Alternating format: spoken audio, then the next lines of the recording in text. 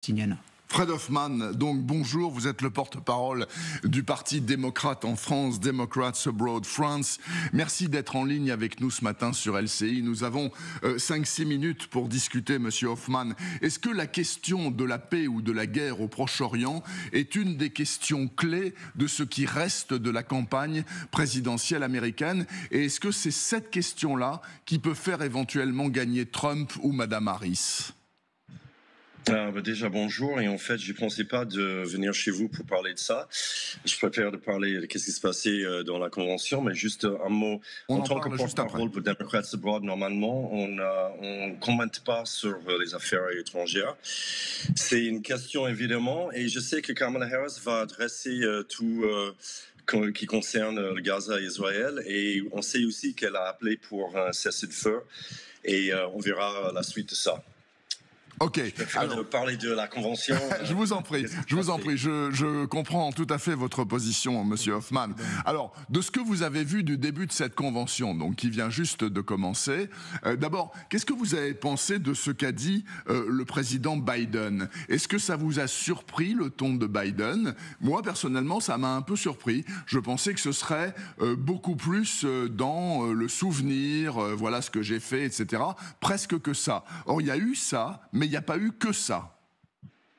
Oui, j'avoue que en fait, j'ai pas vu le début parce que j'avais besoin de dormir un petit peu avec tout ce qui se passe en ce moment.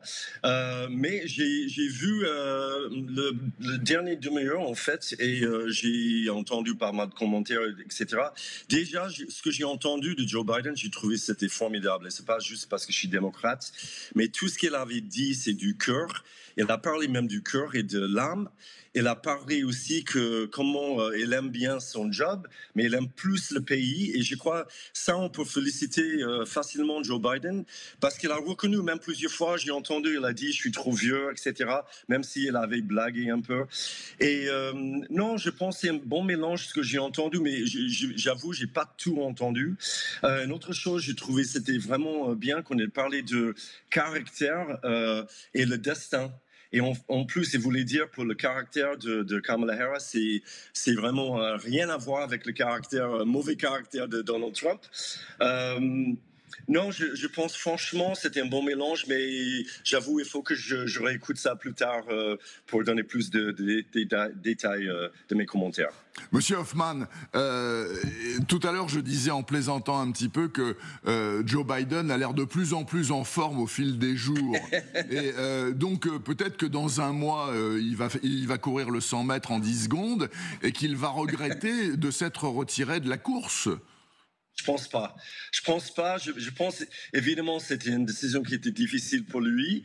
C'est un être humain déjà. C'est en plus devant le monde entier de prendre une décision comme ça avec pas mal de critiques. Mais je pense quelque part il sait maintenant que il a passé le flambeau. On a vu ça. J'ai vu qui avait parlé cette nuit.